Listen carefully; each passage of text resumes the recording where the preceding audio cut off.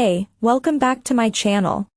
In this video, I'm gonna talk about top 5 best circular saw. Starting at number 5.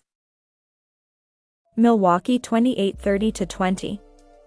You can't help but be impressed by this Milwaukee saw's cutting power and longevity. Slide in a massive 12 battery and you've got several hours of carpentry capability unencumbered by a cord. Our 4x6 pressure-treated lumber was no match for it, barely putting a dent in its battery capacity. Furthermore, it really does cut with the same authority that we get from our old corded worm gear saw, but the Milwaukee is infinitely safer and more productive due to its electric brake that instantly stops the blade the moment you let off the trigger.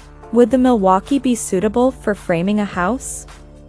Yes, in the sense that its massive motor and equally sturdy gear assembly provide it power to spare €1, more than enough for house carpentry. But perhaps a better application for this is cutting form lumber for concrete and making cuts in industrial lumber, used to shore up excavations and mines. In those applications, much of the cutting goes on at a central cutting station. Power and durability, not so much mobility, rule the day in those applications. And if you need those two features, this Milwaukee delivers. Coming at number 4. Metabo HPT36V MultiVolt. The C3607DWA embodies aspects of the traditional left-blade circular saw that have endeared it to generations of carpenters. Its chief virtue is that it has a high power-to-weight ratio. This is a fast cutter, even if it's not quite as strong as the DeWalt, Milwaukee, or Flex rear handle saws, but it is almost 3 to 4 pounds lighter. And since house framing is all about speed, weight counts. Shaving a couple of pounds off will help you get more work done in a day. It will cut any typical framing material, but also easily handles 4x6 pressure-treated timber, and it has enough power for full-depth cuts of about 2.5 inches €, whether you're cutting framing lumber, multiple sheets of plywood, or breaking down plywood sheets or lengths of hardwood lumber for that furniture you want to build. The fact that it's so easy is a help not only to professionals, but to those of us who don't handle a circular saw every day. At number 3. DeWalt FLEXVOLT 60V. The DCS577X1 is a massive slab of a saw and the heaviest of the 5 rear handle saws we tested, even heavier than the 13.4-pound Milwaukee below. Its chief attribute is cutting power. If you need that, particularly for making long beveled cuts in rafters or cutting wet pressure-treated lumber for decking framing or landscape work, this saw will serve nicely for those purposes. Could you frame a house with the saw? Of course, probably doing most of your day's work on a single charge of its whopping 9 battery. The saw is as well designed, with a comfortable and well-shaped handle and a magnesium shoe with about as much friction as a melting ice cube. For such an unwieldy saw, it slides pretty nicely.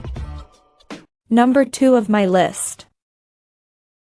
40V Max XGT with Circumflex registered brushless. The GSR01M1 combines lightweight, great cutting power, and outstanding industrial design. Everything about this saw is comfortable and easy to handle. From the well-shaped trigger switch to the shape and location of every lever to the push lever of the spindle lock. Those are small details, but they add up to make a more pleasant workday, and that matters even more when the weather is hot, humid, or cold. The last thing you need to do is fight your tools. Final detail, Makita puts a great blade on this saw. Outsmart, automatic torque drive adjusts cutting speed under load for optimum cutting performance. Increased maneuverability due to lightweight design and magnesium die-cast base. Durability, XPT is engineered to provide increased dust and water resistance in harsh job site conditions. And number 1. Craftsman 7¼ inch. The Craftsman renaissance is real. Since Stanley Black & Decker bought the company, Craftsman tools have been improving. We've always liked the brand, and we were very pleased to find this saw carrying on a capable tradition of high-quality power tools. It's about a pound lighter than the skill above. That skill ranked slightly higher for us due to the fact that the edge of the XGT 500S shoe isn't quite parallel to the blade, creating minor inaccuracy when you run the saw along a square in crosscuts or use a long straight edge for rips. Fortunately, if you apply a little extra due diligence, you can keep the saw cutting true.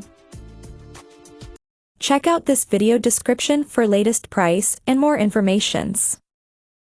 Thank you for watching this video. Please subscribe and stay tuned.